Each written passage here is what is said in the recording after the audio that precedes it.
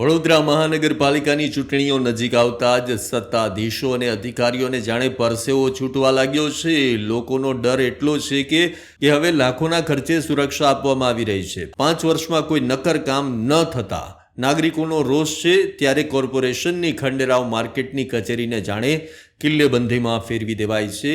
સુરક્ષા માટે security guard, x army જવાન, bouncer, SRP જવાનો અને પોલીસનો મોટો બંદોબસ્ત ગોઠવી દેવાયો છે. મળતી માહિતી મુજબ મેયર અને ચેરમેનને 3 બાઉન્સર મળ્યા છે, જ્યારે ડેપ્યુટી મેયરને 1 બાઉન્સર ફાળવાયો છે. આ ઉપરાંત 2 એસઆરપી જવાનો પણ તેમની સુરક્ષા માટે તૈનાત કરાયા છે. મ્યુનિસિપલ કમિશનરને તો 4 બંદૂકધારી એસઆરપી જવાનો, એક્સ આર્મી મેન અને બાઉન્સર્સ મળ્યા છે. દર વર્ષે અધિકારીઓ અને પદાધિકારીઓની સુરક્ષા પાછળ કોર્પોરેશન ₹1 કરોડનો ખર્ચ કરશે. આ સિવાય એસઆરપી અને પોલીસ જવાનોને અલગથી ચૂકવણી કરવામાં આવે છે.